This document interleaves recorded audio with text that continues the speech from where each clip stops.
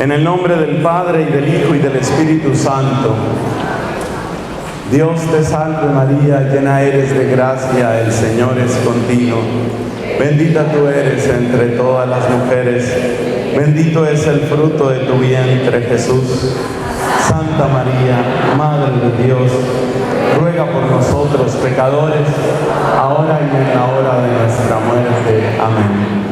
En el nombre del Padre, y del Hijo, y del Espíritu Santo. Amén. Siéntense, por favor. Hermanos queridos, hemos comentado cómo el mundo quiere llevarnos por unas rutas que son completamente contrarias a las rutas de Dios. Hemos comentado cómo muchas veces de cristianos nos sentimos desconcertados porque parece que lo que tiene fuerza y lo que da victoria son otras cosas. Y entonces uno se empieza a desanimar y a dudar incluso de la fe que ha recibido. Pero, si uno examina más cuidadosamente, se da cuenta que esas victorias son engañosas, que están llenas de trampas. Uno se da cuenta que el que vence con trampa luego es vencido por otro tramposo. El que vence con la mentira luego es vencido por otro mentiroso. Y la que se hace la operación de los 18 millones de pesos, pues es vencida por la que se hizo la operación de los 25 millones de pesos. Y entonces se convierte la vida en una competencia absurda, una competencia donde todos finalmente somos derrotados, porque en esa competencia, que es el gran engaño del mundo, el único vencedor es el diablo. Él es el único vencedor. Eso se nota perfectamente en el caso de los carteles de la droga, como ya lo decíamos, como cada uno de esos jefes de un cartel de narcotráfico logra reinar por un breve tiempo y luego lo matan, y al que sigue también lo matan, y al que sigue también lo matan. Entonces terminan todos muertos, y el único que se ríe de esas muertes, el único que se goza en esa tragedia es el demonio. Por eso cuando uno empieza a descubrir a Jesucristo, uno se da cuenta que ha hecho el descubrimiento de la vida. Y cuando uno empieza a apegarse a Jesucristo, uno descubre: no puedo dar marcha atrás. Porque uno se da cuenta que ahí es donde está la verdadera vida, según la frase que citábamos del apóstol San Pedro. ¿A dónde iremos, Señor? ¿Tú tienes qué? Palabras de vida eterna. El Señor es el único que tiene palabras de vida eterna, y uno se da cuenta que es una derrota. Lo que parece victoria es una derrota, es un engaño.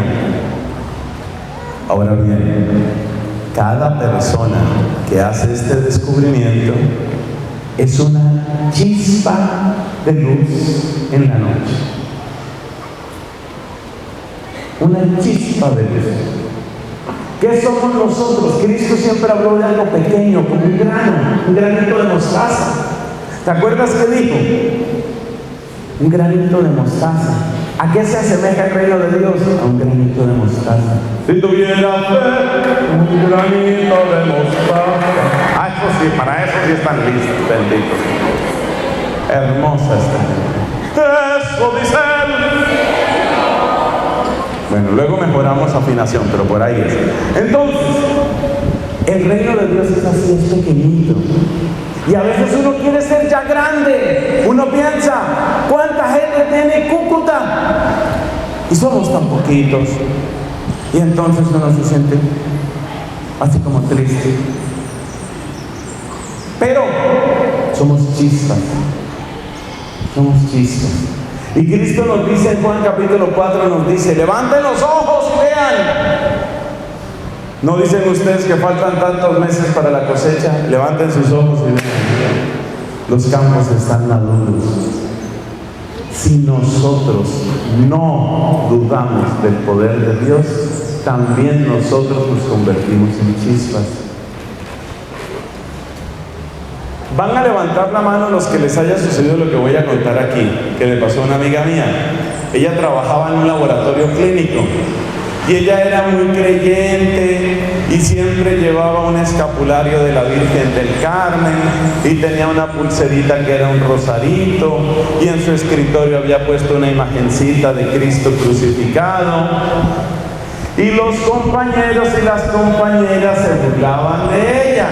Y entonces decían esos chistes de siempre: ay, la monjita, la monjita. Cállense, cállense. Este chiste no lo pueden oír los castos oídos de no sé quién. Esos chistes bobos que hacen en todas partes. Y se burlaban de ella, y se burlaban de ella.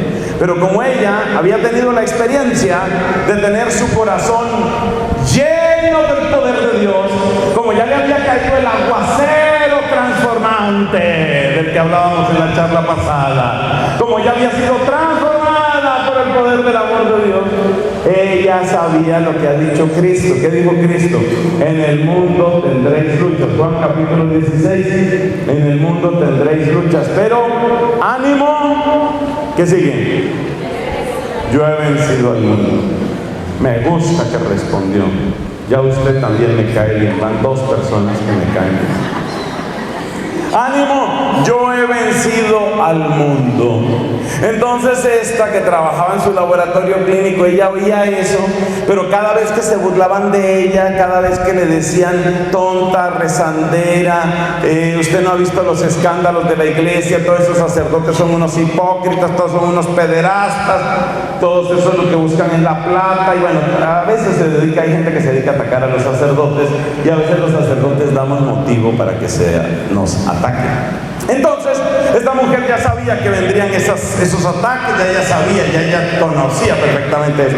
De manera que el demonio no la cogió fuera de base. Cuando empezaron a atacarla, ella dijo: esto fue lo que me dijeron. Perfecto, ya sabía que esto iba a suceder. No me toma por sorpresa, no me voy a descontrolar, no voy a perder la paciencia, porque la gente lo que quiere es chucharlo uno para que uno pierda la paciencia y entonces decir: bueno, ¿y qué? ¿Qué pasó? ¿No le ayudó el Señor de la misericordia? ¿O qué sería lo que pasó?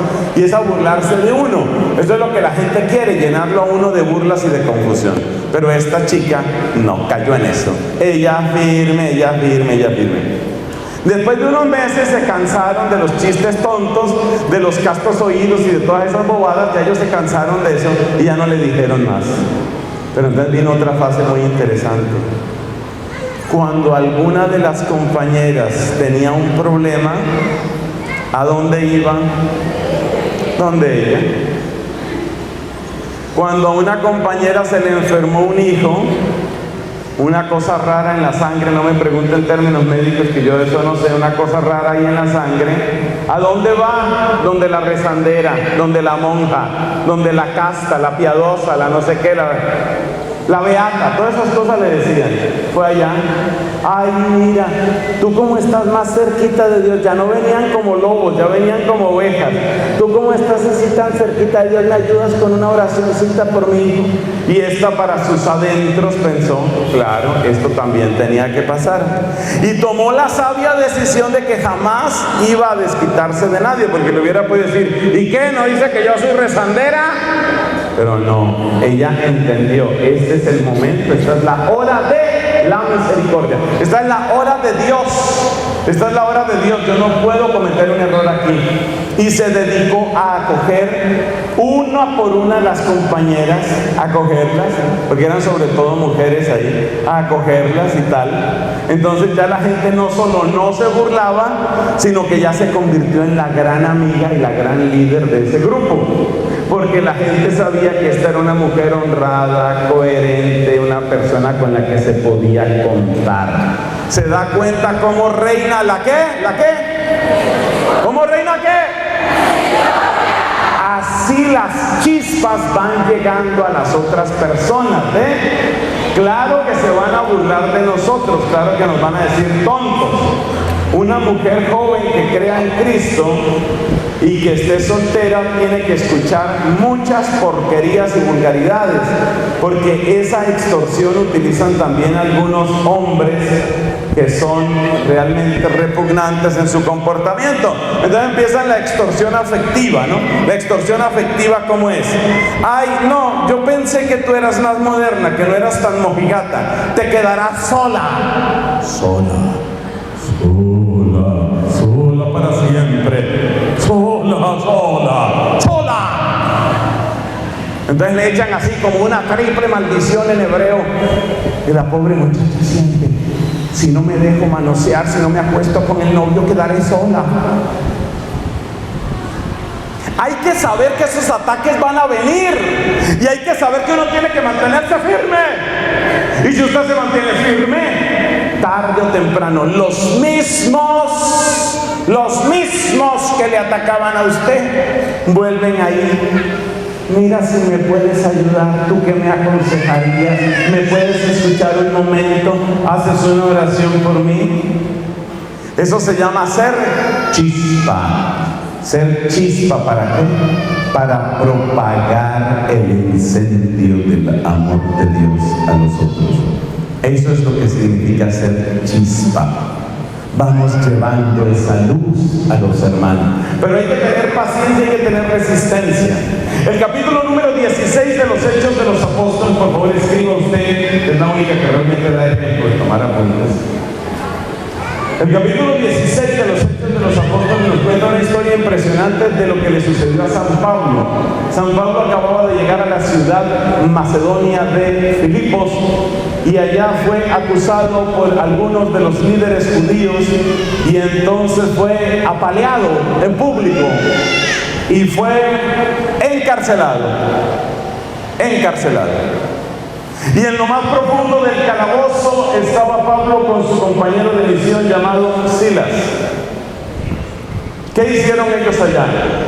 Como estaban en lo más profundo de un calabozo húmedo, fétido, oscuro, miserable, lo que hicieron fue entrar en una depresión profunda y dijeron: ¿para qué me metí yo a cristiano? ¿Eso fue lo que hicieron? ¿Qué fue lo que hicieron? Cuando estaban allá, ellos entendieron: claro, esto fue lo que nos dijeron. No dijo Jesucristo: el que quiera ser discípulo mío, tome su cruz cada día y sígame. Entonces Pablo y Silas dijeron: claro, esto ya estaba telegrafiado hacía rato, esto se sabía, y empezaron a cantar: si tuviera fe como un granito. Ya ellos ahí empezaron a alabar. Claro, los demás prisioneros estaban así extrañados porque decían: estamos, como se dice popularmente en Colombia, en la inmunda. Estamos en la inmunda, oiga, y que alabando a Dios. Pero es que la alabanza tiene poder, y eso es lo que no ha descubierto mucho católico, porque la alabanza hace realidad lo que dice la carta de Santiago: resistid al diablo y huirá de vosotros. El diablo quiere llevarte a la desesperación, el diablo quiere que tú sientas: mi vida perdió todo propósito, no tengo nada que hacer, todo me salió mal, ahora no queda nada sino hundirme en estas aguas cenagosas. Eso es lo que quiere el diablo, que caigas en la tristeza y la desesperación. Pero cuando tú te llenas de alabanza, cuando tú te llenas del poder de Dios, cuando tú empiezas a agradecer, entonces el demonio dice: uy, estoy perdiendo. ¿Por qué? Porque cuanto más lo ataco, más bendice. Y cuanto más bendice, más crece, más fuerte se hace, más gente le cree. Por eso el demonio le tenía terror al apóstol San Pablo. Una santa que quiero mucho, Santa Catalina de Siena, virgen y doctora de la iglesia del siglo XIV, decía: al principio en la vida cristiana la gente le tiene miedo al diablo, pero a medida que crecen y se fortalecen, el diablo les tiene miedo a los cristianos. Oiga eso. El diablo tiene que tenerme miedo, no yo tenerle miedo al diablo, sino el diablo tenerme miedo a mí. ¿Por qué? No por lo que yo soy, porque lo que yo soy es muy poco, y yo soy un pecador, y soy ignorante y soy débil. Pero todo lo puedo en Cristo que me fortalece. No vivo yo, es Cristo quien vive en mí. Gálatas capítulo 2. Y cuando uno descubre el poder del amor de Cristo, entonces uno empieza a bendecir. Y eso fue lo que hizo el apóstol San Pablo con Silas. Silas agarró por ahí unos zapatos viejos y los convirtió en bongoes, y entonces estaban ahí: si tuviera fe como un granito de moho. Estaban cantando. Y mientras ellos estaban cantando, sucedió una especie de terremoto. Se removieron los cimientos de la cárcel, se rompieron las cadenas. El carcelero romano, sabía que según la ley romana, si a ti se te escapa un prisionero, te aplican a ti la pena que tenía el prisionero. Los romanos eran brutales con ese tipo de leyes. Cuando el carcelero vio que se habían roto todas las cadenas, sacó la espada y dijo: no, yo me mato de una vez, yo me mato. Y entonces Pablo, que estaba todavía allá, le dijo: no te hagas daño, no te hagas daño, aquí estamos todavía todos. Y el carcelero, nos dice la Biblia, Hechos de los Apóstoles, capítulo 16.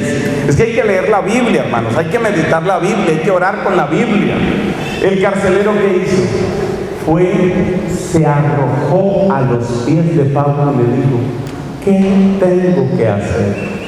El mismo que antes lo había golpeado, lo había humillado, lo había encerrado, ahora a los pies le dice: ¿y ahora yo qué hago? O sea que Pablo fue chispa de luz para los prisioneros. Pablo fue chispa de luz para su compañero de misión llamado Silas. Pablo fue chispa de luz para el carcelero. Y entonces le respondió Pablo y le dijo: bautízate, cree en el Señor Jesús, bautízate, serás salvo tú. Si se lo saben, tú. Dígalo con fe, ayuden a los que no creen. Aquí hay una cantidad de gente que está así como que el Chavo del 8, sí creo, pero como de a poquito. Cree y te salvarás tú. Dígalo tú. Claro, porque tú tienes que ser esa chispa que incendia de amor de Dios. Porque la gente no sabe estas noticias, porque la gente sigue fascinada con la sensualidad, el poder, el prestigio, el dinero, el soborno, la envidia, la venganza, las armas, las magias.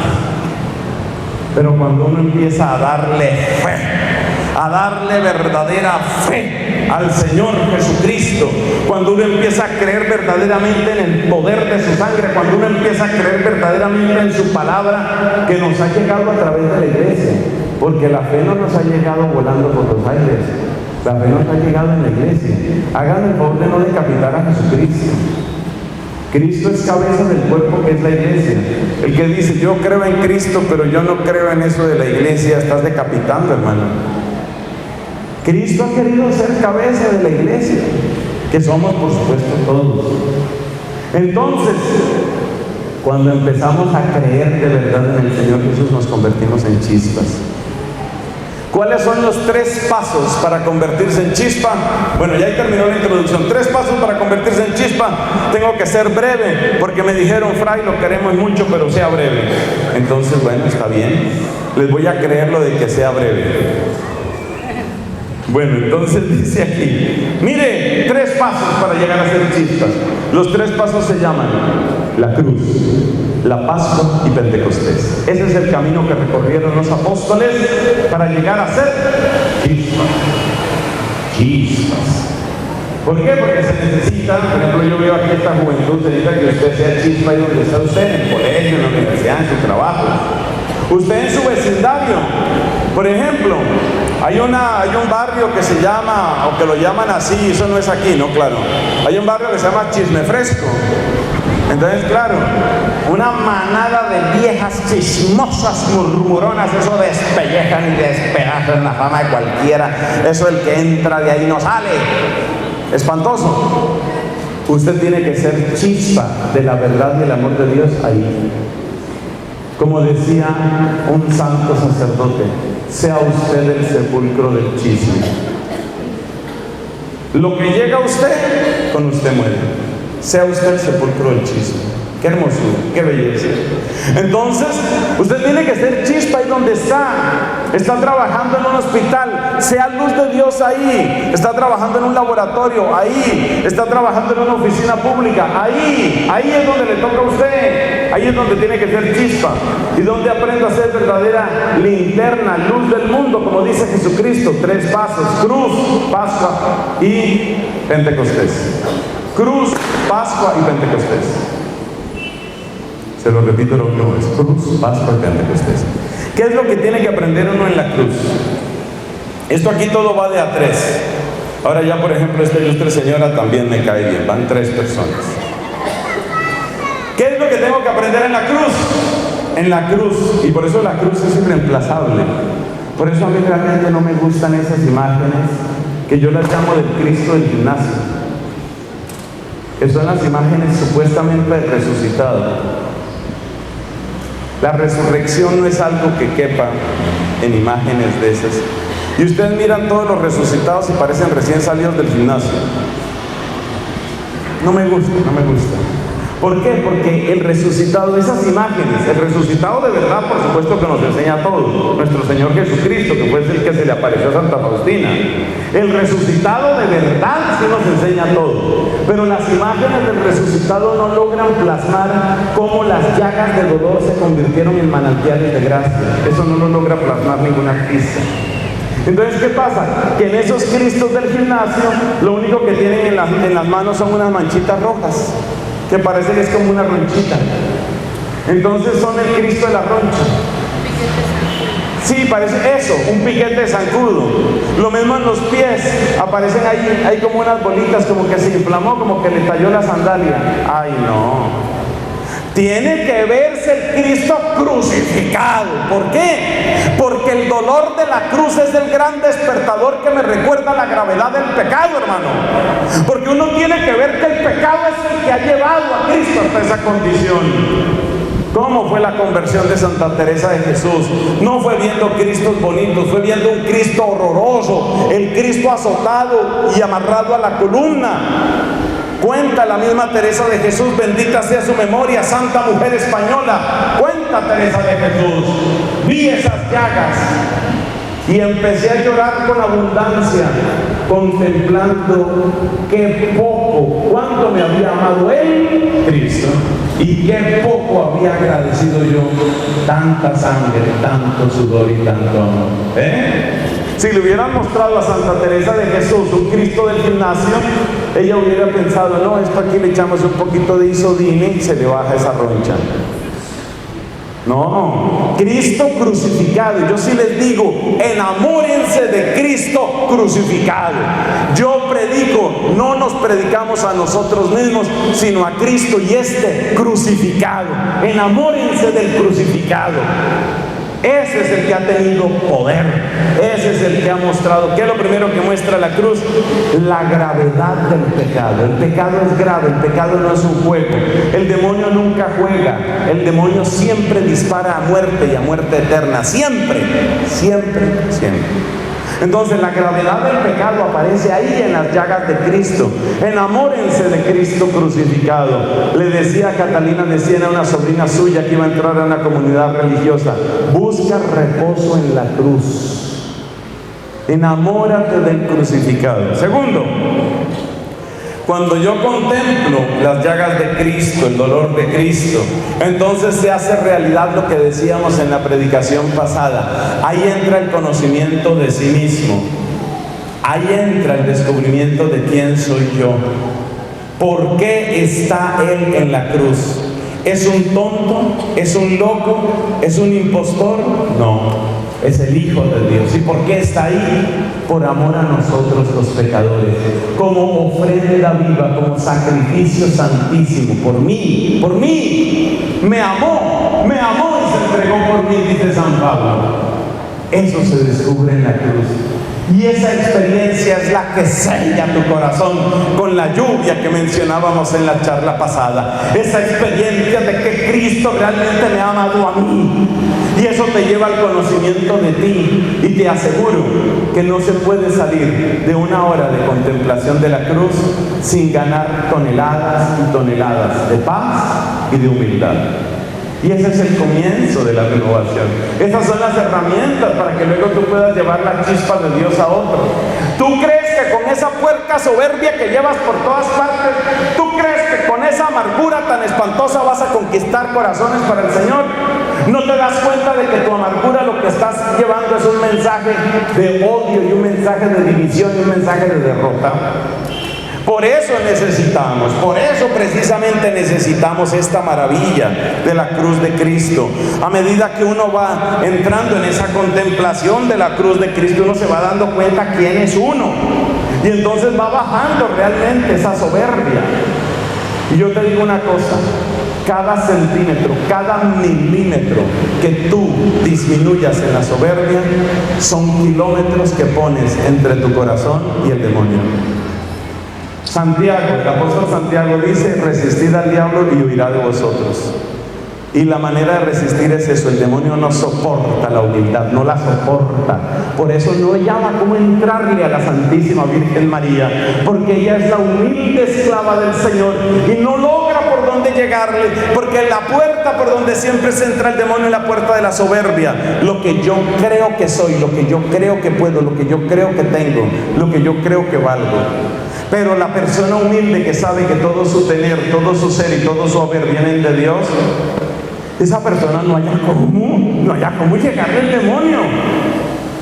No resisto la tentación de contarles una historia muy bella de San Antonio, no Antonio de Padua en este caso, Antonio Abad, siglo III de nuestra era, hace muchísimo tiempo. Antonio Abad era un monje, vivía en el desierto, hacía oración, hacía lección divina, hacía penitencia, hacía ayuno, vivía con una vida santa. Ese era San Antonio. Pero claro, de vez en cuando él tenía que ir a la ciudad para distintas cosas. Él vivía por allá en el desierto, en la montaña. Él tenía que ir hacia la ciudad, y mientras iba caminando hacia la ciudad tuvo una visión. El Señor le regaló una visión mientras iba caminando. Mientras él iba caminando, empezó a ver que al lado suyo, a uno y otro lado, empezaron a aparecer unos seres repugnantes, una especie como de alacranes, especies como de serpientes, reptiles horrorosos, llenos de babasa, verdaderos monstruos que iban también hacia donde él iba, es decir, a la ciudad. Antonio vio con horror estos monstruos a uno y otro lado, y descubrió con mayor espanto que cada uno de ellos llevaba una red. ¿Una red para qué? Para caer sobre la gente en la ciudad, para llevársela, para cargársela, para perderla. Y entonces Antonio se dio cuenta de la tragedia que venía sobre la ciudad, y Antonio se dio cuenta del dolor que eso suponía, porque era la pérdida de tantos corazones, y vio que llevaban toda clase de redes redondas, chiquitas, grandes, de distintos tamaños. Y entonces, clamando al Señor, San Antonio Abad dijo: pero así quién puede, Señor, así quién podrá salvarse, así quién. Si son tantos los ataques del demonio, ¿quién podrá salvarse? Y una voz le respondió desde el cielo: solo el humilde es tan pequeño que puede escaparse de todas las redes. ¿Ve? Solo el humilde. Porque si usted va con una red, pero resulta que el humilde es pequeñito, se sale, y se sale, y se sale. Las redes del demonio jamás podrán algo con el corazón humilde. Aprended de mí, dijo Jesús, que soy manso y humilde de corazón. ¿Y de dónde saco yo la humildad? ¿Será que la venden allí en la farmacia? Por favor, me da humildina. 200 gramos, no, mejor 2000 gramos. Mejor dicho, 8 kilos de humildina. ¿Será que la humildina, o como se llame, la venden en la farmacia? No. La humildad, ¿dónde la sacamos? En la contemplación y conocimiento de quién es Dios y de quién soy yo. ¿Y dónde se da eso? En la cruz. Por eso el primer paso siempre es la cruz. Además, la cruz me muestra, la cruz me da la certeza del amor gratuito de Dios. Dios me ha amado gratis. Gratis, gratis. Dios no cobra. Dios no cobra, Dios me ha amado gratis. El Papa Francisco insiste en esto una y otra vez. Dios no cobra, Dios siempre perdona, Dios tiene la puerta abierta. Siempre, siempre está esa herida del costado, puerta bendita donde podemos entrar todos los pecadores. Ahí está, ahí está. Entonces puedes entrar ahí, ahí está tu respuesta. Entonces, ¿qué es lo que me deja la cruz? 3 cosas. Primero, conciencia de la gravedad del pecado. Segundo, conocimiento de mí mismo. Tercero, certeza del amor gratuito de Dios. Eso en cuanto a la cruz. Acuérdense que son 3: la cruz, la Pascua y Pentecostés. Vamos a ver qué se aprende en la Pascua. La vida de Cristo fue inocente, honrada, generosa, solidaria, una vida volcada en la gloria de Dios y el amor al prójimo. ¿Pero qué sacó de todo eso? Que lo mataran. El que se mete al Redentor muere crucificado, dice por ahí un refrán que tiene algo de sí mismo. O sea que es un fracaso, ponerse a hacer uno bueno es al final un fracaso. No, la Pascua de Cristo es la demostración de que más allá del fracaso de la cruz, hay la victoria de la resurrección. Y por eso toda nuestra vida tiene que ser Pascua, experiencias fractales de Pascua. No me pida que le explique ahora el tema de los fractales. Experiencias fractales de Pascua. Fractales porque se repiten del mismo modo, con la misma forma, todas las escalas. Esta es la característica de esas figuras de la matemática, los fractales. Experiencias fractales de Pascua, esa es la vida cristiana. Dicho en otro lenguaje, usted está llamado a experimentar Pascuas chiquitas, Pascuas medianas, Pascuas más grandes, Pascuas gigantescas, Pascuas regulares, Pascuas espectaculares, hasta que la vida misma suya sea Pascua, hasta que la muerte suya sea un morir con Cristo para resucitar con Cristo. Eso es lo que significa experiencias fractales de Pascua. Tenemos Pascuas chiquitas, Pascuas medianas, Pascuas grandes. Piensen en el caso de la señorita esa que le dije que trabajaba en el laboratorio. ¿Qué le pasó a ella? Cuando ella llegó ahí, la crucificaron. ¿Cómo? Con la burla, con el aislamiento, con el desprecio. Ahí ella estaba pasando por la fase oscura.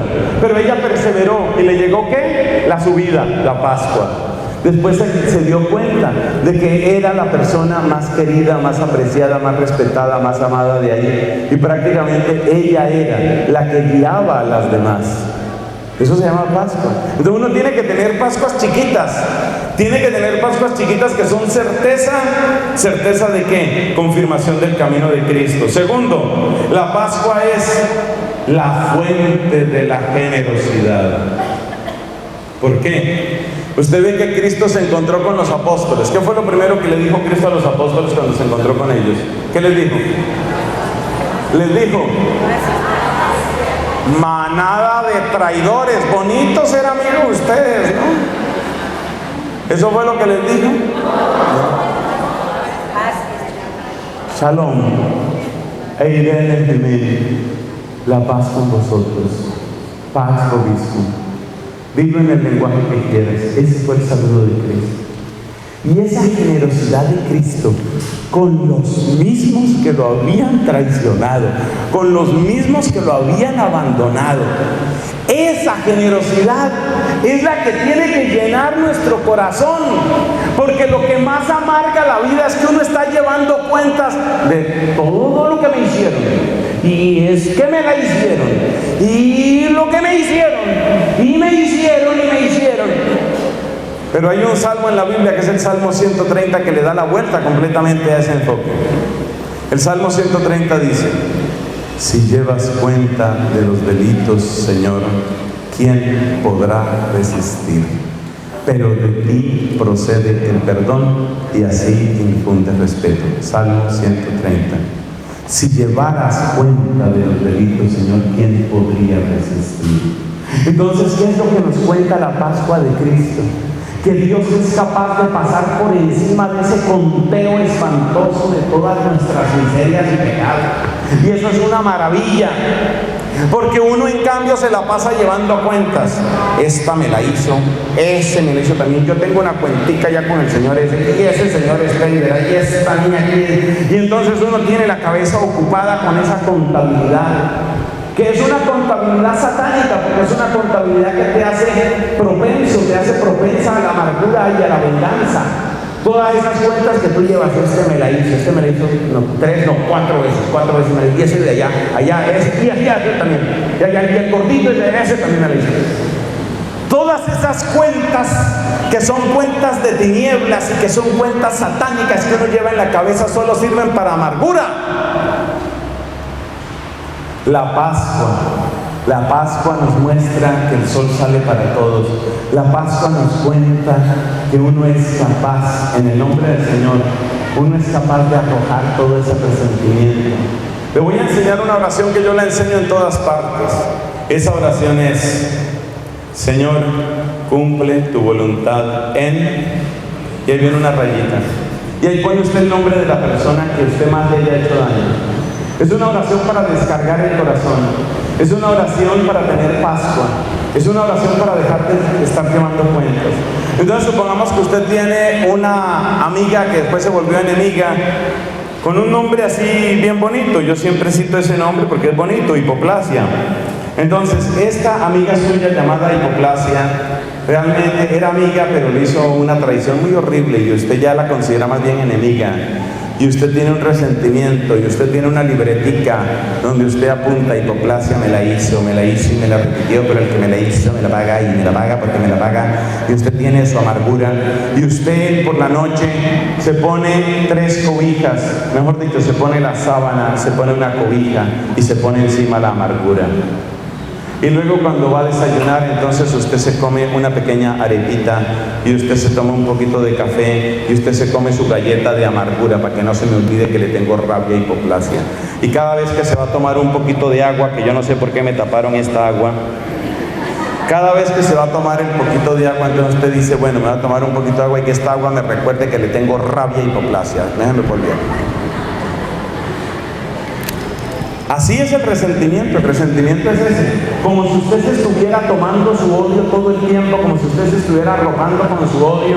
Cuando por la mañana usted se va a poner, según el caso, y me perdonan que esto suena medio vulgar, se va a poner según el caso sus calzones o calzoncillos, dice: bueno, entonces ahora así tiene que quedar este odio de hipoplasia, bien pegado, que no se me olvide.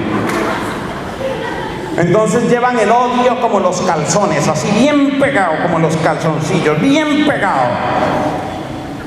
Usted tiene que liberarse de eso. ¿Cómo se libera uno del odio? Uno se libera del odio no tratando de olvidar. Eso no funciona. Eso no funciona. Eso de que yo voy a tratar de olvidar. Voy a tratar de olvidar todo lo que me hizo el desgraciado eso. Voy a tratar de olvidar, pero sí me la hizo. Y fue terrible, pero bueno, hay que olvidar la que me hizo, pero sí me la hizo. Eso no funciona. Lo que sí funciona, y se lo digo yo porque llevo años predicando esto, ya me lo habrán oído algunos, es esta oración que es tomada del Padre Nuestro. Señor, cumple tu voluntad en, y ahí pone el nombre de la persona. Pero esa oración hay que decirla centenares de veces, porque es una oración de entrega y de Pascua. Y a medida que usted va entregando, y va entregando, y va entregando, un día usted empieza a descubrir que su corazón es libre. El corazón es libre. Que usted ya no tiene ese odio que usted tenía antes. Ya no existe. ¿Por qué? Porque ya usted le dejó eso a Dios. Dios sabrá qué hace con esa persona. Dios sabrá cómo maneja eso. Ya usted es libre. Y eso lo necesitamos en Colombia. Suceda lo que suceda con los tales procesos de paz en los que creo que muchos no creemos tanto. Pero suceda lo que suceda con eso, yo no espero la paz de esos cambalaches y de esos enredos. Yo de eso no espero paz. Yo espero paz del Señor Jesucristo. Del Señor Jesucristo sí espero la paz. Y espero la paz cuando la gente empiece a decir que sí al Señor. Ahí es donde yo espero la paz. O sea que la paz empieza ¿dónde? Aquí es donde empieza la paz. Cuando uno empieza a hacer este tipo de oraciones, cuando uno empieza a descargar esos fardos, eso nos lo trae la Pascua. Por último, señoras y señores, esto va llegando al final. Les veo el rostro de pesar. Miren, hablamos de la necesidad de la cruz, hablamos de la necesidad de la Pascua, nos falta la necesidad de Pentecostés. El poder del Espíritu Santo. Por eso estábamos cantando: ven, Espíritu Santo. Es que lo necesitamos. ¿Para qué? ¿Cómo es que el Espíritu Santo nos hace chispas? Pues usted acuerde que Pentecostés, ¿qué fueron? Chispas. ¿Sí o no? ¿No dice la Biblia, Hechos de los Apóstoles capítulo 2, que bajaron sobre ellos llamaradas y los convirtieron en fuego de Dios que tenía que anunciar el Evangelio hasta las confines del mundo? Fuego de Dios, amor de Dios. Entonces el Espíritu Santo es indispensable. ¿Qué es lo que hace el Espíritu? Lo primero que hace el Espíritu es darme la comprensión interior de la Escritura. Mientras uno no recibe ese regalo del Espíritu, uno oye la predicación como si le estuvieran explicando el teorema de Tales. Uno oye la predicación como si le estuvieran explicando el paso del isótopo 238 al 235. Uno oye esa predicación como si le estuvieran contando el cambio de capital en Botswana. Son cosas que quedan allá. Y uno como predicador se da cuenta, uno ve gente, yo a muchos de ustedes, la gran mayoría de hecho, yo los veo en una conexión, o sea, yo siento que estamos en la misma sintonía de corazón. Yo lo veo en tu rostro, lo veo en tu atención, lo veo en tu mirada. Pero claro, uno no es ciego, uno también se da cuenta algunas personas que entonces están diciendo, ese Señor no puede ser eterno, no puede ser. Eso tiene que terminar, tiene que acabar en el momento. ¿Qué habrá de almuerzo? ¿Debe haber almuerzo? ¿Quién es el que hace que la palabra no se quede afuera, sino que le hable interiormente a usted? ¿Quién es el que convence interiormente? ¿Quién es? Solo el Espíritu Santo. Por eso uno tiene que amar al Espíritu Santo de Dios, porque es el único que da la comprensión interior, para que yo pueda sentir, hey, oiga, eso es conmigo, eso tiene que ver conmigo, eso tiene que ver conmigo. Exactamente lo mismo que cuando usted lee la Biblia. San Agustín no era San Agustín en esa época, era simplemente Agustín. Cuando tenía unos 20 o 21 años de edad, y la mamá, la cual se llamaba Mónica, le regaló una Biblia para que leyera, o le dio una Biblia para que leyera. La Biblia, la palabra de Dios. Y Agustín empezó a leer la palabra de Dios. ¿Qué creen ustedes que pasó cuando él empezó a leer la palabra de Dios? No se convirtió. ¿Sabe lo que le pasó cuando empezó a leer? Dijo, qué libro tan mal escrito. Fíjense hasta dónde uno puede estar endurecido. Le dieron la palabra de Dios. La palabra de Dios, y lo que él concluyó fue qué libro tan mal escrito. Escribe mejor Cicerón, eso pensó Agustín. Escribe mejor Cicerón. Imagínense. O sea que uno puede estar impermeabilizado contra la palabra de Dios. Y lo mismo pasa en la predicación, porque esa es la divina palabra. Nosotros, ¿qué puedo ser yo? Pues un pecador que hace un poco de bulla, ¿no? Eso es lo que soy yo. Entonces uno como predicador, uno hace lo que puede y uno habla y tal y da los ejemplos y a veces manotea y no, uno hace lo que uno puede. Pero ¿quién es el predicador interior? ¿Quién es? El Espíritu Santo. Entonces, si usted quiere ser chispa, usted no puede creer que todo depende de usted. Si usted quiere ser chispa, usted tiene que saber que la verdadera chispa, la única que puede incendiar el corazón del otro, es ¿quién? El Espíritu Santo de Dios. El Espíritu Santo de Dios. Aunque la situación sea desesperada, aunque parezca imposible, el Espíritu Santo te da palabras. Recuerde la santidad de Maximiliano María Kolbe, aquel franciscano de María Inmaculada que fue muerto en el campo de concentración de Auschwitz. Él fue condenado a ser enterrado en un calabozo sin agua y sin alimento para que se murieran de sed y hambre él y otros tantos. Imagínense qué situación enloquecedora de dolor. ¿Y qué hizo este santo franciscano? ¿Qué hizo? Evangelizar. ¿Cómo se puede evangelizar en esas circunstancias? Él lo logró, fue evangelizando uno por uno y les ayudó a morir a todos hasta que quedó solo él, porque todos los otros ya habían muerto de hambre y sed. Y pasaban los días y él no se moría. Entonces los nazis, muertos de ira y de impaciencia, le inyectaron veneno puro en las venas y así murió San Maximiliano María Kolbe. Mártir, por supuesto, mártir de la caridad. O sea que el Espíritu Santo es el único que puede hacer la evangelización interior. Es el único que puede convencer por dentro a la gente. Es el único que puede tener poder sobre los corazones. Y es el único que puede dar comprensión de la palabra divina. El Espíritu Santo además te da carismas. Carismas de discernimiento, te da palabras de conocimiento. Acuérdese lo que le pasaba al padre Pío, otro padre que también es de la familia franciscana, esta vez de la rama de los capuchinos. ¿Qué le pasaba al padre Pío? Que tenía unos carismas impresionantes. Él tenía un don de conocimiento impresionante. A veces la gente iba a confesarse con el padre Pío y entonces le decían, bueno, por ahí unas mentiritas y unas rabiecitas. Y el padre Pío, que tenía así una mirada dulce pero severa, no sé cómo es esa combinación, pero así era la mirada de él, se quedaba mirando y le decía, y las veces que le fue infiel a su esposa, ¿Y usted cómo sabe? Eso no importa, confiésese bien. Él sabía muchas cosas. Padre Pío es extraordinario, por eso es el poder de los carismas del Espíritu Santo. Y si tú le pides carismas al Señor, el Señor te da carismas para la evangelización y para incendiar este mundo con su amor. Amén. Hay que incendiar este mundo con el amor de Dios, pero eso no lo podemos nosotros, necesitamos la fuerza del Espíritu Santo. Entonces los carismas son necesarios. Carismas maravillosos, carismas de oración, carismas de descanso, carismas de sanación. Eso ayuda muchísimo. Es muy importante que los papás pidan estos carismas para el discernimiento, porque hoy muchos hijos a veces están ocultando cosas a los propios papás. Se necesitan carismas especiales. No pidan el carisma de espionaje, no, pero sí el carisma del conocimiento. Quiero realmente servir a estos hijos, a estos amigos. Se necesitan esos carismas.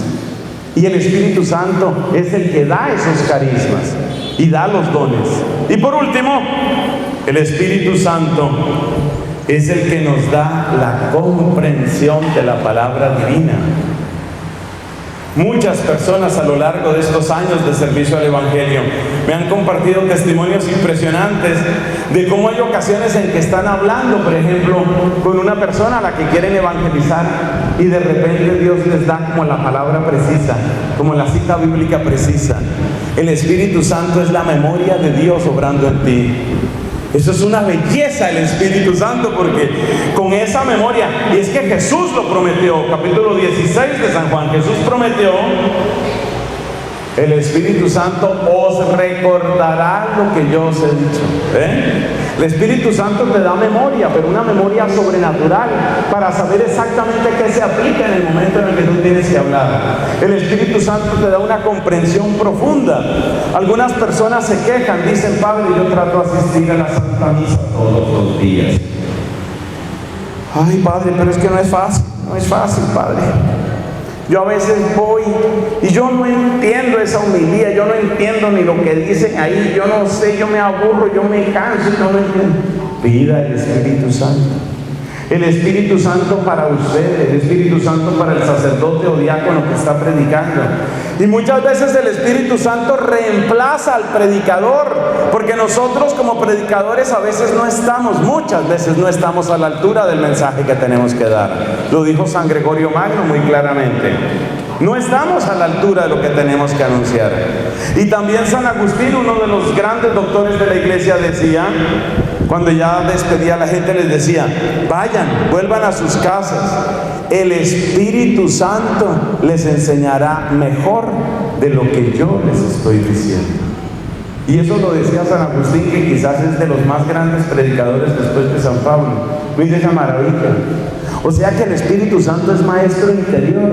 Y así también dice la primera carta de San Juan: no tenéis necesidad de que alguien nos instruya, porque el Espíritu se instruye.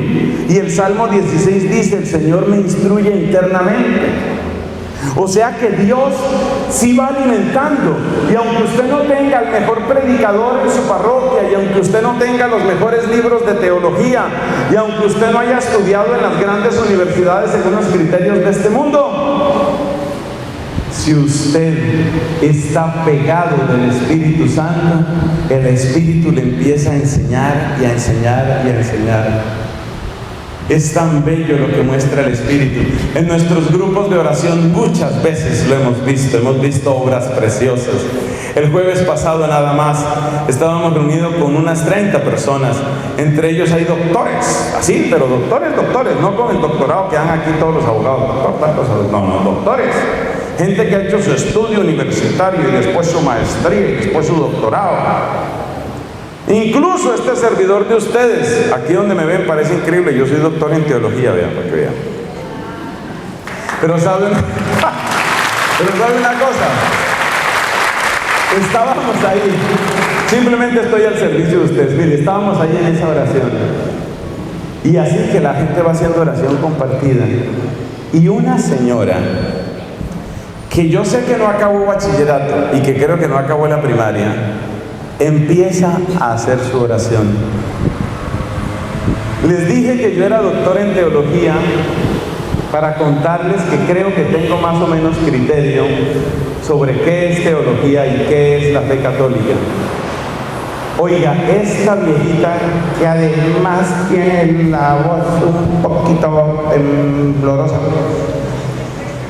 oiga, pero va desgranando doctrina pura.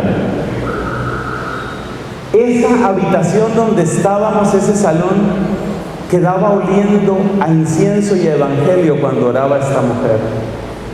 Oliendo a evangelio, qué cosa tan linda.